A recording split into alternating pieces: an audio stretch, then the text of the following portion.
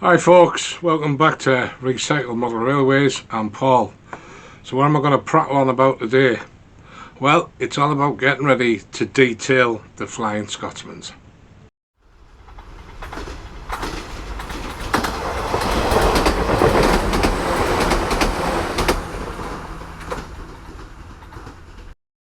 So the point of the video is about why do I detail, why do I want to detail, and what sort of stuff am I going to do. Well, as some of you know, this is a shell that I bought and I can't use it on the current ones because it was meant for a tender driven, but I might go out and buy a tender driven and get the chassis for this and do something different with this other than it being another Flying Scotsman. But what I do like about this is it's got brass valves on, it's got some real handrails, albeit they're moulded on, and so's the ones around the cab. At this end, if it will focus that close, and I don't think it's going to, well, it might be trying to focus on my big manky hands. It's got sprung buffers, it's got some real handrail there. The smoke box dart may be real, it doesn't quite look moulded. But yeah, the triangle versions, these don't. They've got this horrible moulded line running all along here that I want off, and obviously the cab ones are moulded, and that is, and the smoke box dart is bloody awful. It's just a lump of something hanging off the front end. No fancy sprung buffers, nothing. So the plan will be to take the chassis from the engine on both of the models, and then we're going to put the chassis to one side. I bought Strip Magic the other day from Peters. I've used Strip Magic before and I think it's brilliant stuff for taking paint off locos. If you look back through the library of what I put on, you'll see I did a little 040 steam which had about 4 coats of paint on, and it knocked it back tremendously. Absolutely brilliant. So we bought some new stuff to knock these down, get them back to the shell. So once we got them down, the chassis, as I said, will go to one side on both. The same will happen with the tenders. Now the interesting thing is there's there's four tenders here. I need 2 of them to make one, because one of them has to be the extra water tender on the double tender. Yes, I'm definitely going with that. But I've just realised, and I need to be clever here, these 3 are all the same, which means we're going to have to use 2 of these to make the water tender, and the other one will be the actual, as it should appear, coal tender. I cannot use this for any of that project because it's totally different. The corridor connection is different on it. This bit here does not appear on the triangles. As you can see, the water filler lid here is substantially bigger than what they are on the triangle ones, so this will be pretty much kept to one side.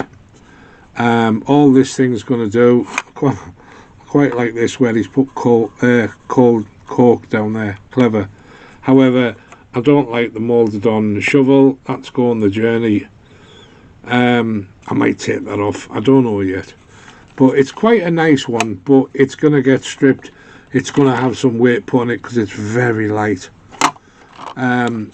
All the tenders will get new metal wheels, which I won 60 of them, I think it was, on eBay the other day, and I know for a fact that some of them fit these, so they'll all get brand new wheels on them. But we're going to do the same with the tenders that we did with the engines. Take the chassis off and deal with the bodywork, strip it back to the bare metal, bare plastic, whatever, and then do the modifications that we're going to do. So I won't go into detail about what we're going to do because you can watch the video when the time comes. But what was the point of today's video apart from to bother living daylights out here, to talk about what we're going to use. So Peter's Spares got a visit off me at the weekend. They had a visit off me about a week and a half ago, and I gave them a really long list of everything that I wanted to make my models specific to me, to what I want, to how I want them to look. Yes, you can argue it's a waste of time. I don't care.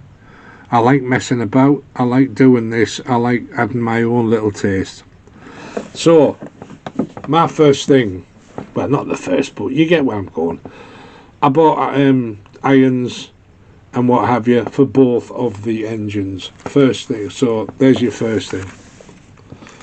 I also bought brass smoke box darts. I might fall down here because one of the pictures I've seen of the Scotsman, its smoke box dart and its hinges are all silver. Kind of pointless buying brass, but at least it'll be realistic. It won't be a moulded on piece. It will look like a smoke box dart. So I bought them. What else did I get? Well, give me a second while I figure out where I'm at. Now, I could only get 2 packets of these sprung buffers. I love sprung buffers. I think they just add that little bit of realism to it all. Unfortunately, Peter only had a couple of packets in on Saturday. I have managed to find some more on eBay because I want sprung buffers on all of the tenders and the loco as well, not just the loco and the back end of the tender. Obviously 4 will be enough for a single loco with one tender, but 4 won't be enough for the other one, so we've got some more coming. Now then, bear in mind, when I gave them this list I wasn't sure where I was going yet, and I'm still not. We have a set of, linear head and tail lamps. I think they look nice on a model. And a set of BR head and tail lamps. So they're definitely going on, because I think that adds a certain amount of realism. Very specific item is the smoke deflectors for the more modern version.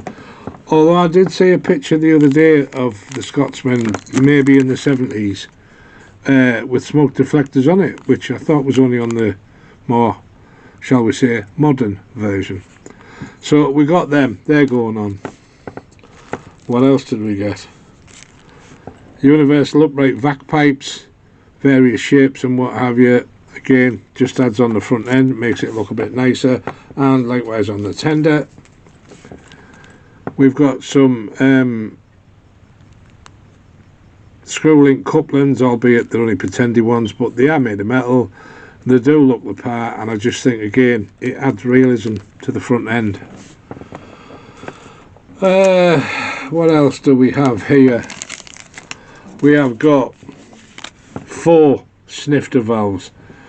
These sit on the top of the engine. Now, one of the ones I've got here does actually have what looks like it might have been brass once, but the other one looks like it might have been plastic.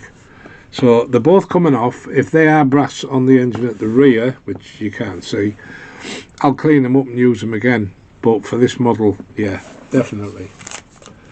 Right, we also bought some NEM pockets. These are specifically for Hornby, it says Hornby Bachmann and Triang. They just, you take the old coupling off and use the same screw holes to put the pocket on. I thought that was a brilliant idea. So I'm going to give these a try. I've never gone down this route before. There is my chosen couplings, Buckeye from Hornby. I think they look quite good. So I'll be keen to see how close I can actually make things look with these Buckeyes. For one thing's for sure, the original couplings have got to come off because they're ghastly. And the last thing from Peter's, 2 brand new motors. I've got to put 2 motors in. It's the Flying Scotsmans, and yes, I know I can get both of the engines working, and I know that I can get them running again, but I like these new motors, so I'm going to put 2 new motors in. So yes, by now you are sitting there thinking I was right, he's mad, he's spending all this money. But for me personally, just for me, I would rather put all this work and effort in and make it something than go out and buy one that's already made. I know everybody doesn't want to mess on, but I do. I like fiddling. Is this everything? No, it's not. I have had to go online and get other stuff like handrail wire and knobs. I've had to buy brand new decal sets and various other things. So what I'm going to do in the comment section, I'm going to list everything that I've bought and where I got it from, because it was quite the jump around trying to find things that I actually wanted. It was really hard to find someone that would sell you the handrail and the knobs. It was one or the other, and I did find one place that could do both. So I'm going to put them all in the comments about what we've got, where we bought them from, if for no other reason to help just one person. Just one. If it helps one person who's thinking about doing it, at least they've got a start as to where you can go. Now obviously this is all to do with steam stuff, nothing else. And any minute now my cat's going to get flung because it's trying to get out of a window that's closed and it can't. It wants to be outside and it's pouring with rain, and it's currently 10 to 8 at night, and it thinks it should be outside and the rest of the family doesn't want it outside. No, we're not opening the window. Off you pop. Fair ball. So yeah, I'll write it all down. If you're interested, you've got something to look at. Please do me a favour. If you think this was even slightly useful, tell me. If you think it was a waste of time and it was 15 minutes of your life that you're never going to go back, tell me that and all, because then I won't do it again. It was just a daft idea I got made of. Would it be useful to tell people what I'm going to put on, where I got it from, in case someone's thinking of doing it? The only person I've found on YouTube, who I've seen detailing is Double O'Neill. I've picked up on his channel since I've come back to the modelling. He wasn't around when I was doing it 6 years ago, I think it was now. Maybe a bit more, can't remember. But I like watching him because he's detailing, he's repainting, he's buying models that are knackered, he's repainting them, he's putting the detail bits on them, etc. He's putting his own little touch on them, and that's what I like. So, be honest, be truthful, waste of time or slightly interesting. I don't expect anyone to say, oh wow mate, that was amazing, because it isn't. It's basic information is all I'm trying to share with you. But list below, and thank you to everybody who commented on the Flying Scotsman and what to do with them. It was nice to see people getting involved. I want you to get involved. One guy pointed out one of the Scotsman, well, a version of the Scotsman with a different name. That other shell might become one of them at a later date. There was talk of doing it black. I don't want to do a wartime black one. I have enough black steam locos. So I think at the moment we're going to go with the real, as we all know, and then the other one in the current green, which was kind of my plan, but I wanted to see if someone could dissuade me. Somebody did also say name them after the two airy bikers, which I found funny. I think the comment was, you know, keep the Geordies together or something like that. I'm guessing that the gentleman concerned is from the north of England, same as me. I'm not a Geordie, but I'm not that far away. Just rather not be called a Geordie, if I'm honest. I'm what's known up here as a smug monster. Anyway, I liked his idea, and I'm quite leaning towards the idea of at a later date with a couple of me diesels, maybe sticking their names on, seeing if someone can make me up, you know, them plaques that they're stuck on diesels with their names on, because I did like the airy bikers. I am a biker myself, and they were good lads to watch. They were funny, and I used to like to see them just bombing around on the bikes and then stopping somewhere, cooking up a meal, and then buggering off and doing it all over again. So I quite like that idea. So whoever you were, sorry I can't remember your name, thank you, that was a fun comment. And it made me think, yeah, let's do that. Maybe I've got a couple of Airfix or whatever triangle, whatever class 31's in mind for that. So there you go, enough rattling on, Norman. And for those of you who are thinking, what about Uncle Jed?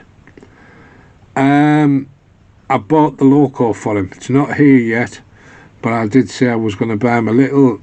He said that back in his day it was an 040 steam shunter that used to deliver coal wagons into their yard. I made him up some coal wagons for a few years ago, and had some water slide transfers that I made up that you could stick on with the company's name and this, that and the other. So I said I would make him a train in black.